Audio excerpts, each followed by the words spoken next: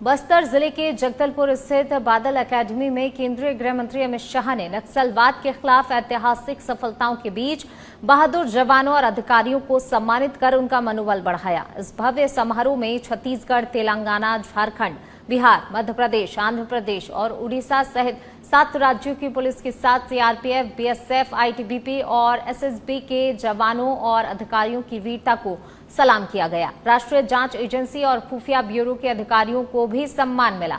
गृह मंत्री ने नक्सल मोर्चे पर शहीद हुए जवानों के परिजनों और नक्सल हिंसा से प्रभावित परिवारों से संवाद कर भरोसा दिलाया कि केंद्र और राज्य सरकार बस्तर में सुरक्षा और विकास के लिए पूरी तरह प्रतिबद्ध हैं।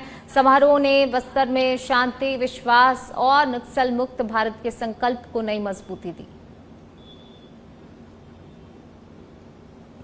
तो देखिए, 7 राज्यों की पुलिस और केंद्रीय सुरक्षा बलों को सम्मानित किया गया है। शहीद परिवारों, नक्सल पीड़ितों से यहाँ पर बातचीत भी की गई है। बादल एकेडमी में जो है ये सम्मान, और ज्यादा बातचीत के लिए जो है हमारे सहयोगी आरव राज हमारे साथ जुड़ गए हैं। आरव, अमित शाह ने जो है देखिए वीरों को सम्मानित किया है। 7 राज्यों की पुलिस, केंद्रीय सुरक्षा बलों को सम्मान दिया गया है। क्या कुछ अपडेट इस को लेकर? जी, मैं आपको बता देता हूं कि आज बस्तर के लिए कहीं ना कहीं आज गोल्डन पीरियड है और सोने का सूरज उगा है, ऐसी बात होगी।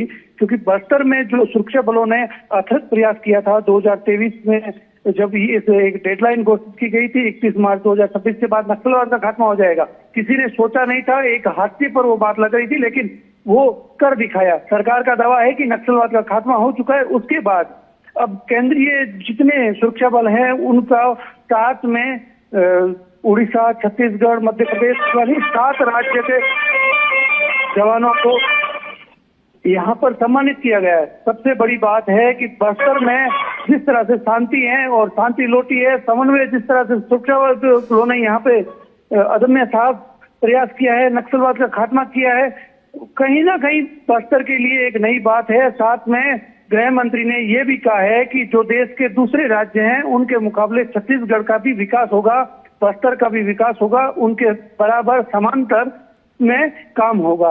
कहीं ना कहीं आने वाले समय में बस्तर में नई औद्योगिक नीतियां बनेगी और यहाँ पर औद्योगिक दर्जे लगेंगे। जी पूनम जी।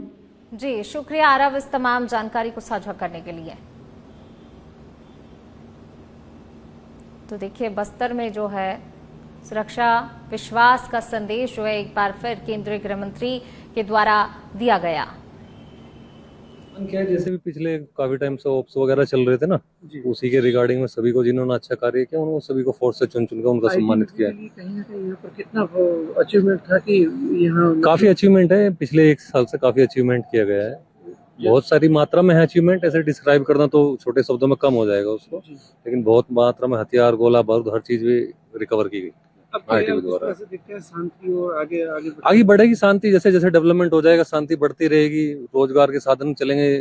यहाँ की बच्चे हैं छोटे, वो पढ़ेंगे लिखेंगे, आगे जॉब में जाएंगे, तो जैसे जैसे वो जॉब में जाएंगे तो ऑटोमेटिकली ये सारी चीजें अपने आप बंद हो जाएगी। दोनों तरह से चलेगा ना। निश्चित रूप से सरकार ने जो कार्यक्रम आज किया है उससे निश्चित रूप से आदिवासी समाज ही नहीं, पूरे छत्तीसगढ़ राज्य के लिए जो नक्सली समस्या का जो अंत हुआ है वो एक खुशी की बात है।